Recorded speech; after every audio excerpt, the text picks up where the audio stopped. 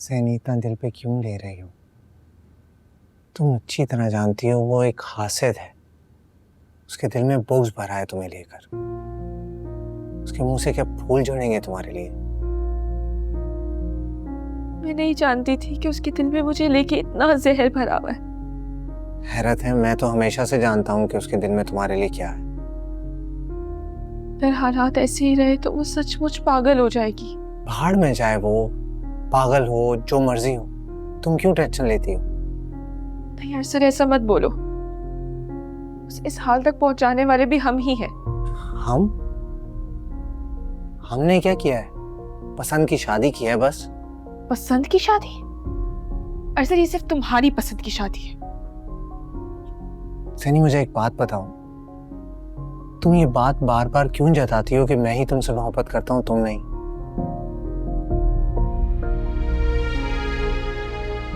और मैं ही तुमसे शादी के लिए मर रहा था, तुम नहीं। अरसद, मेरा वो मतलब नहीं था। बस करो, मैं सब जानता हूँ क्या मतलब था तुम्हारा। हमेशा मेरी मोहब्बत को और मुझे जीरो कर देती हो तुम। और यार, इससे तो अच्छा था मैं वापस ही ना आता। ना वापस आता और ना ही तुम दोनों बहनों के दरमियान पिसता आकर। मेरी गलती है।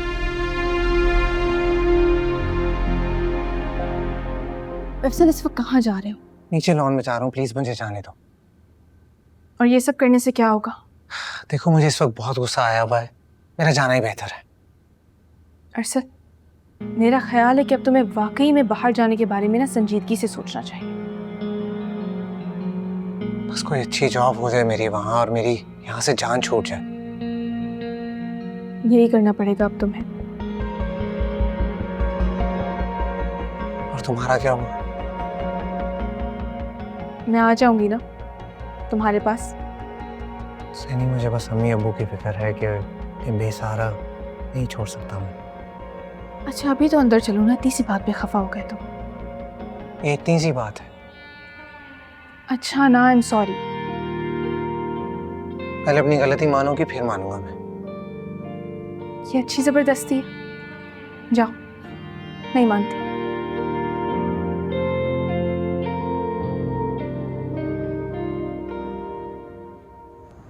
हुआ है, ये नहीं होना चाहिए था। मेरा तो बस नहीं चल रहा, मैं गला दबा दूं उसका। अब मेरी सिर्फ 2 बेटियां हैं। ये मंजली मेरे लिए हमेशा के लिए मर गई है। क्या क्या मुंह दिखाऊंगा मैं हाजी साहब को? कितना अच्छा रिश्ता था, कितनी नाशुक्री है मंजली। बाबा जान, आप कुछ कीजिए ना, कुछ तो सोचें। मैं तो ये सोच रहा हूं कि उसे अपने साथ अपने घर ले जाता हूं। उससे क्या होगा? भाई, उसे किसी काम में मसरूफ कर दूंगा। बाबा जान, कौन सा काम? मैं घर ले जाकर उससे कहूंगा कि अपनी अधूरी पढ़ाई जो है ना, वो मुकम्मल करे। इसीलिए अरसल ने उसे ठुकरा दिया था। बहरहाल, वो पढ़ाई में ध्यान देगी तो दूसरी बातों की तरफ से उसका ध्यान हट जाएगा। ये आपका ख्याल है बाबा जान? उसके सर पे अरसल का भूत सवार है, इतनी आसानी से भूत उतरेगा नहीं।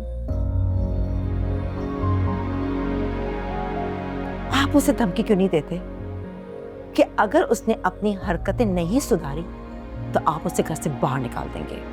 लड़का होता तो कब का निकाल चुका होता, बदनसीबी से लड़की है वो।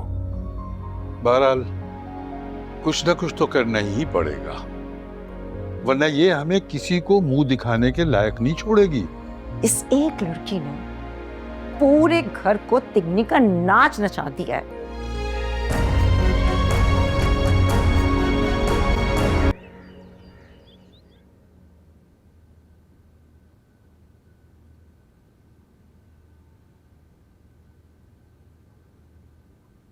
क्या बात है मुनीरा, इतने खामोश क्यों? क्या हुआ मम्मी, तबीयत तो ठीक है आपकी? तुम हमें छोड़ के चले जाओगे? ये आपसे किसने कह दिया? कल तुम और जैनी बात कर रहे थे ना, मैंने सुन लिया। अम्मी हम तो वैसे ही बात कर रहे थे। आप जानती हैं ना उस मंजली ने दिमाग खराब कर रखा है। क्यों? अब क्या हुआ?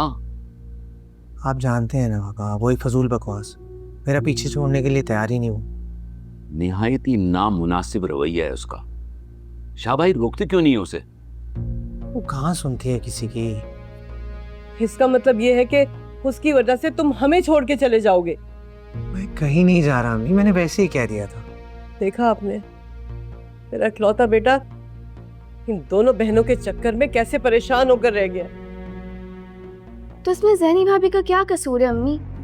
बस बहुत हो गया, मैं खुद बात करूंगा उससे। आखिर ये लड़की चाहती क्या है? बाबा प्लीज आप उसके मुंह मत लगिए। आपको अंदाजा भी नहीं उसने रिश्ते वालों के सामने क्या तमाशा किया है। मैं तो सोच सकती हूँ कि वो कुछ भी कर सकती हैं। जैनी, तुम क्यों परेशान हो? उसे ठोकर लगेगी तो खुद ही समझ जाएगी। आई होप वो ठोकर लगने से पहले ही समझ जाए। तो इसका मतलब है कि तुम अब नहीं जाओगे ना?